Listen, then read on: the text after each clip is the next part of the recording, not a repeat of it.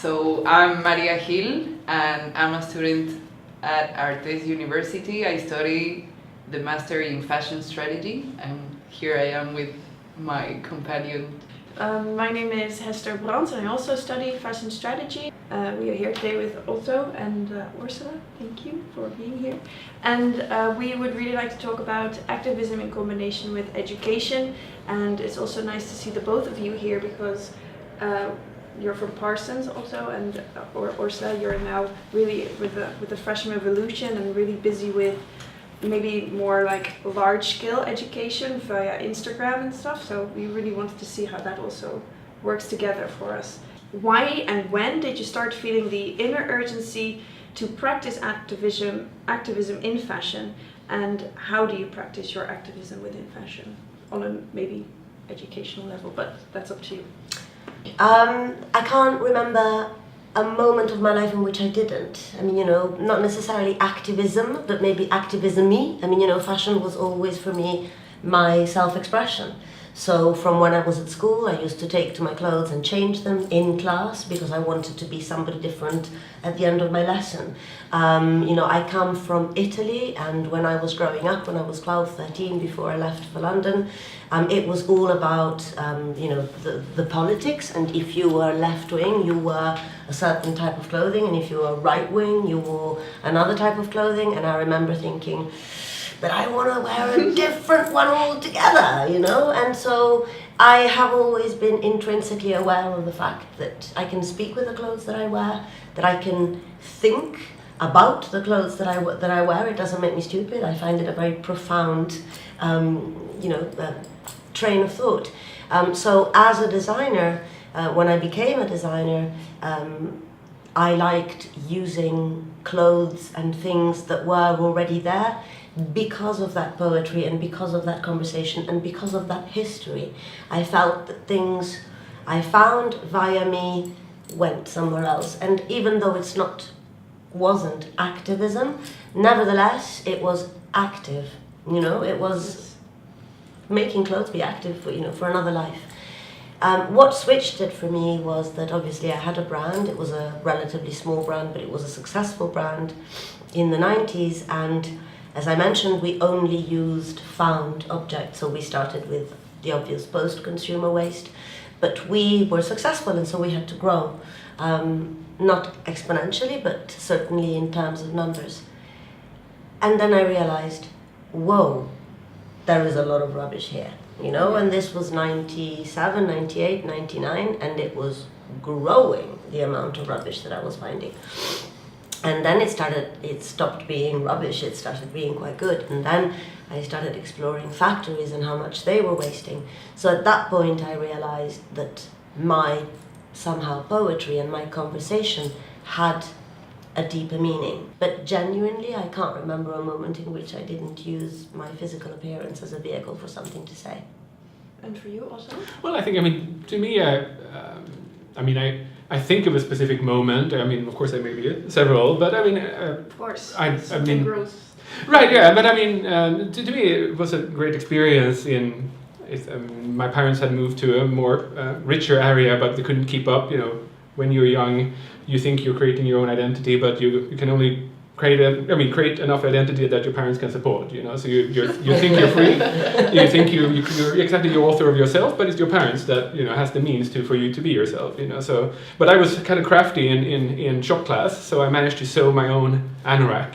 And this became sort of camouflage fabric, and I biked into town and put like heavy metal patches on it, and that was the amount of freedom that I felt, how I could move out of the references that all my friends were struggling with, because I could do this, was such an empowering experience, and that was sort of something that I sort of revisited later in my research, that how could that be and the experience of fashion rather than the experience being a consumer in a sense.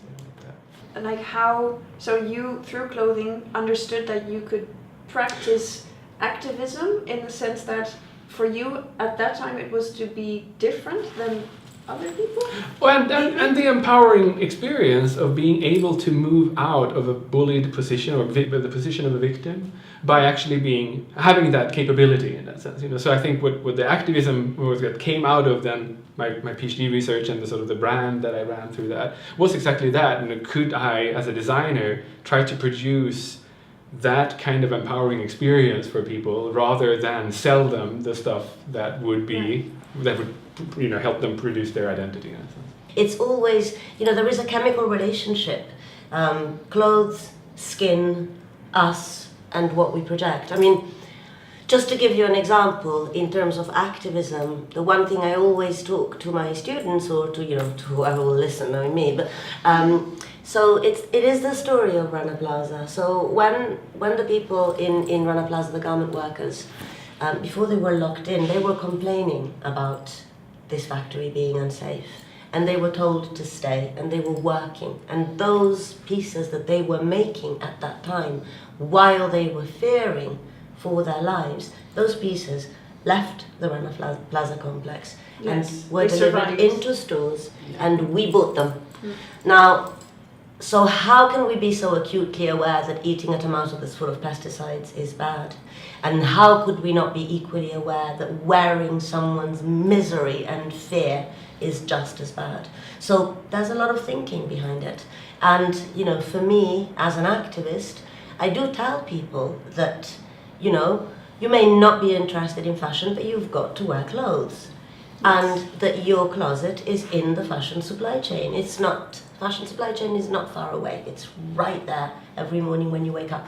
We are all potentially activists with the clothes that we choose to wear. Some of us can make their beliefs more visible than others, but nevertheless, even if it's subtle, that choice is communicated with the persona that you are while you're wearing those clothes.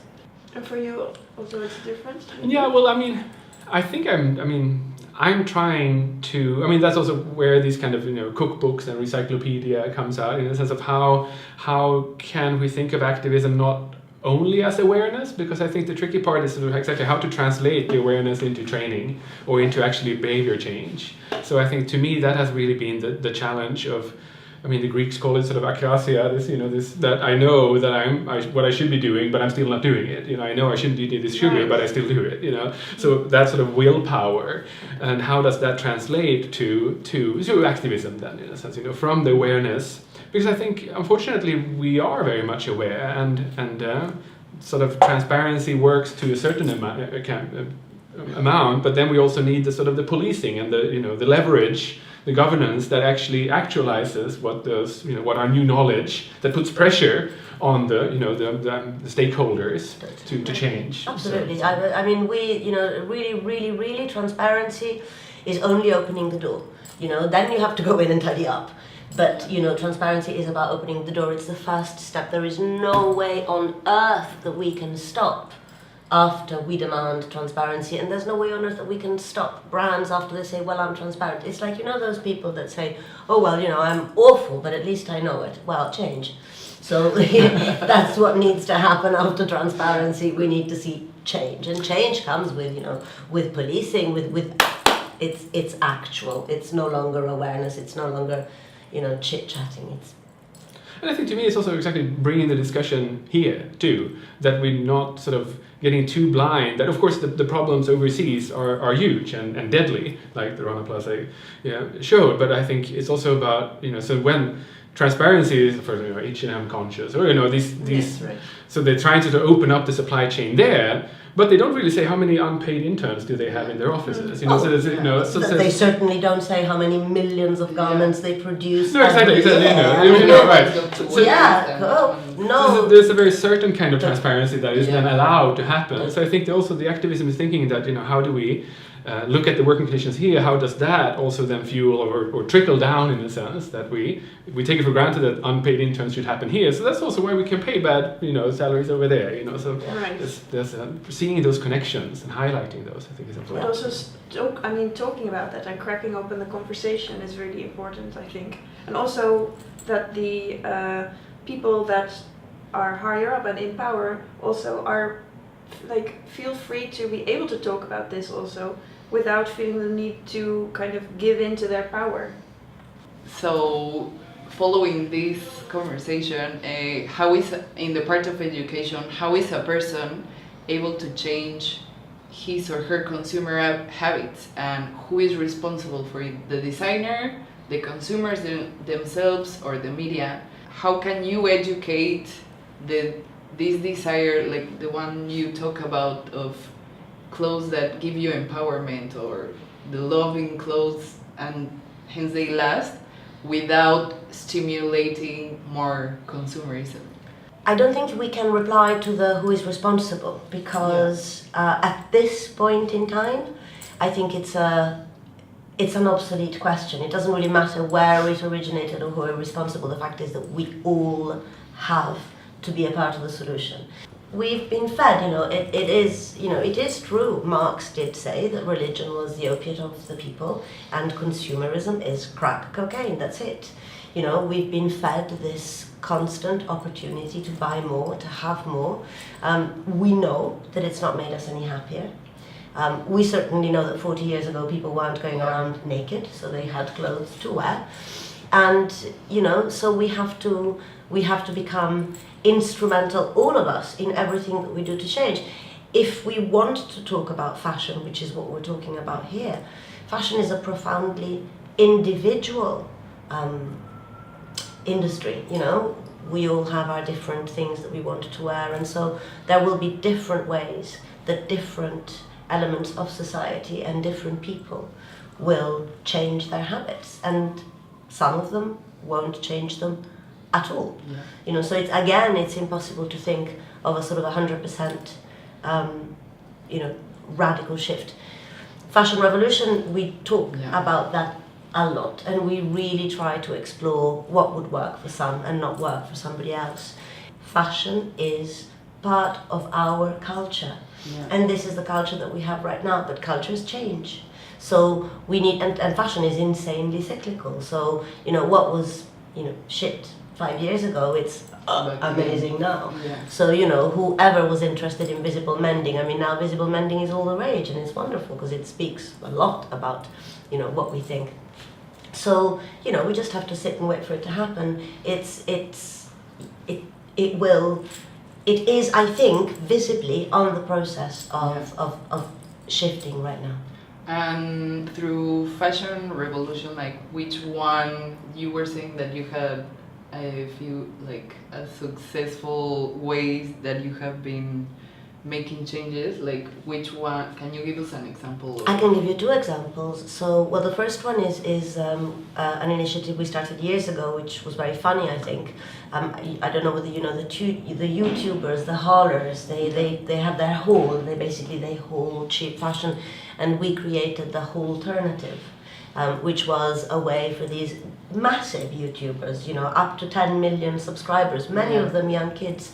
And I guess my other example would be our second fanzine, which is actually, you'll see a lot of the artwork for it. It's at the State of Fashion exhibition. So that, it's called Loved Clothes Last, and it really talks about some extremely complicated issues in a rather kind of simple and exciting and interesting way. And that's been, it's sold out again. We only launched it in December, and it's the second run. It's just sold out again of its second print, and that's really, really, really solutional, but nevertheless it's quite complicated. So the fact that so many people are actually using it as a sort of a mini Bible, we keep on seeing it on Instagram, do this, done that, so it has garnered so much enthusiasm, and it says it as it is. So we know that, and also, really, I'm old and I've seen this, it is changing, it really is changing.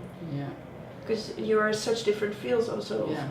Obviously the fashion revolution is very also tied to maybe also a bit more mainstream media. And how also do you relate to changing consumers' habits from a Parsons point of view, which is more specific?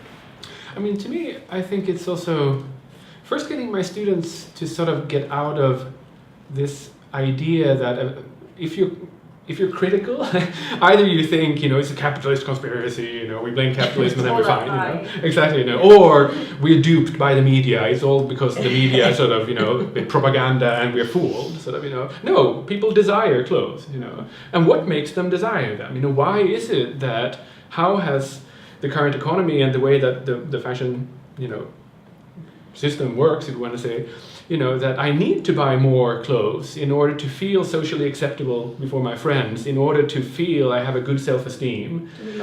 Exactly, you know, so there's like both the sort of the capitalist, if you want to say the consumerist part of it, but there's also very much a social pressure and you know, and this my psychological well-being today is very much connected to... And it's real also. No, exactly, right. So it's not something that I can sort of just take out one part and it's all going to be fine, you know, so I think, you know, we have become so adjusted to that, you know, consuming things makes me feel good.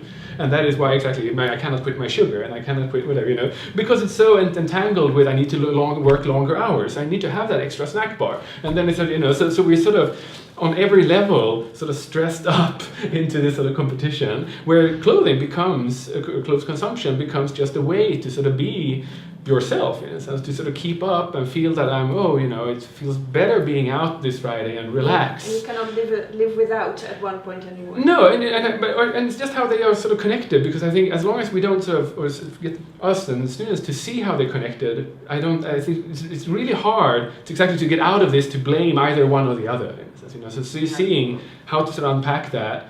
And I mean, and of course, starting from your own experience is a great start because it's really hard to know other people's experience, you know. But sort of just unpacking that and having sort of a clothing diary or desire diary, and just to take down notes and try to understand why is it I end up on ASOS online at night when I'm a little depressed and I just keep buying $10 things and I don't know if they fit or not. Yeah. It's so cheap that and there's something psychologically happening there. So you ask actually your students to write down what they felt like the moment that they kind of felt the need to buy something? Yeah, I mean, so we've been doing this, exactly, we've been doing sort of small sort of, you know, assignments around that, and so trying sort of, you know, I'm excited that night, but then when a week later I have forgotten that I ordered it, or this kind of, you know, so students have all kind of different experiences around that, and I think interestingly enough, there's a Beacon's Closet, a second-hand store just next to Parsons, and there's so many of those clothes that have the tags still on them because they actually have never been worn. Because I mean, most often it is, I mean,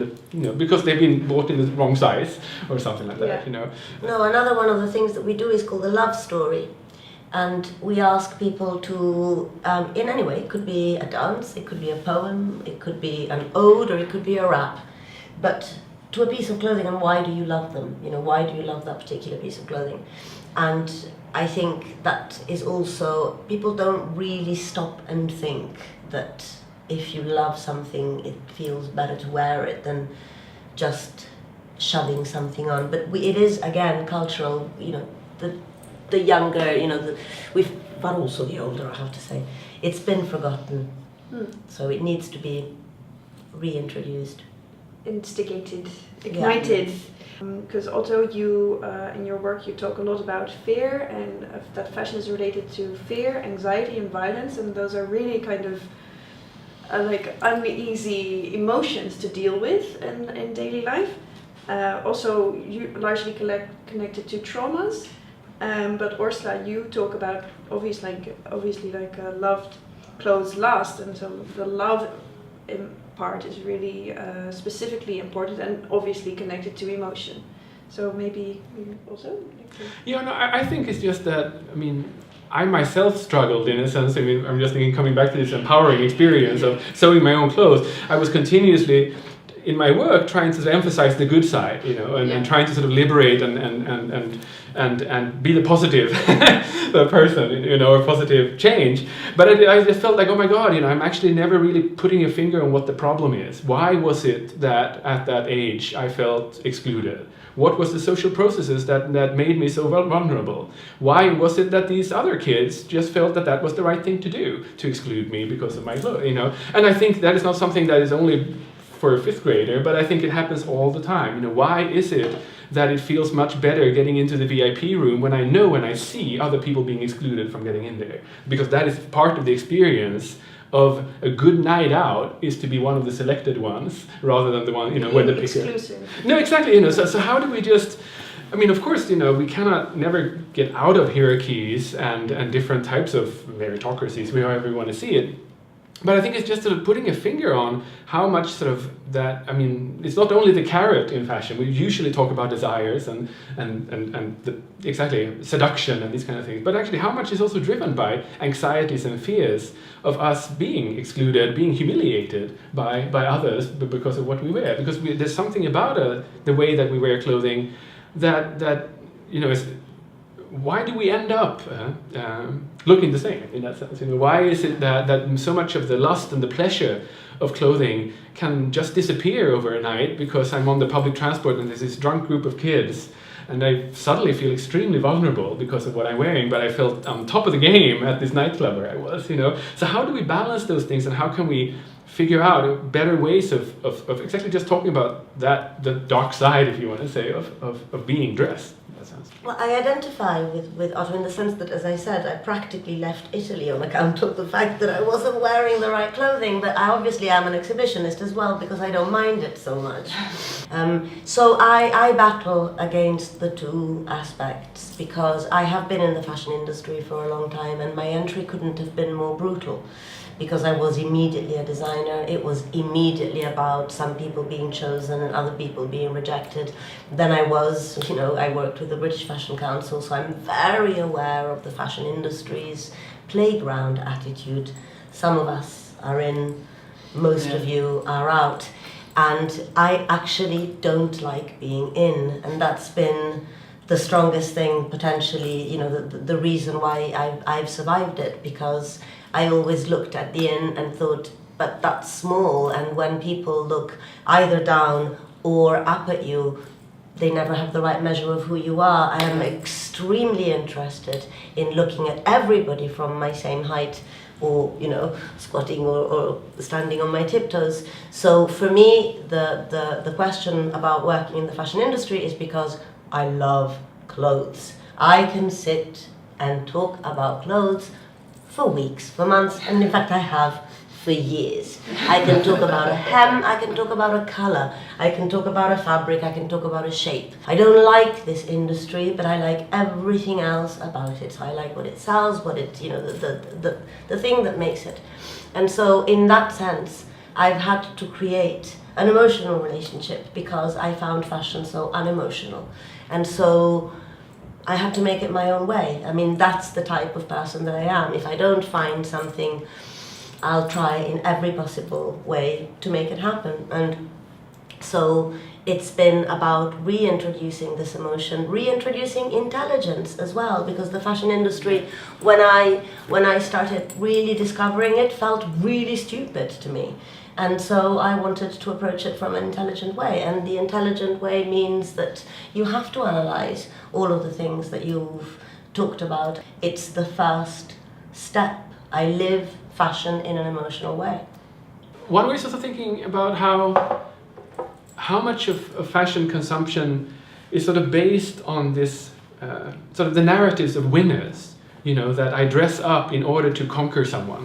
Sort of an attraction or whatever, that there's an idea that I, yes, again, but I'm also outshining others, so there's some sort of idea that I sort of advance my positions, and so how can we question those emotions and see how could there be other types of emotions growing where we connect differently, so I mean, can there be other ways of being that is not this competition, that is not this kind of exactly where we are competing about also emotions, but also find ways where we can, it can be honest, it can be more sincere, whatever you want to say, but where we also we leave room for vulnerabilities, we leave room for more self-understanding in the realm that we live with clothes. And I think that's why it feeds this idea that fashion is a competition, and also my consumers are competing. So we all need to sort of be drawn into this circle, which then fuels more consumerism and more desire for consumerism. I feel worse about myself, So I think it's really about opening that room for a more emotional. But I wonder whether it was always like this. I mean, as I do wonder, it's this is precisely what irks me, what I hate, and what I fought against. You know, this thing that, you know, even with students, I mean, you know, sometimes when I go to Central St. Martin's, I feel like really the only thing I need to do is give them a hug. You know, that's a good start. You know, they don't really need anything else. So I go there and we just, you know, we talk about nice things, and you know, and again, I think the half of the fashion industry can't quite read me because I am quite a warm and, you know, emotional person. But I wonder whether it was always like this. But again, I think it goes back to culture. We have to defy this culture because we're too many right now to be this nasty to each other. You know, it's not constructive. And I do think we are moving into, you know, I think we're breaking this spike, you know, making it softer.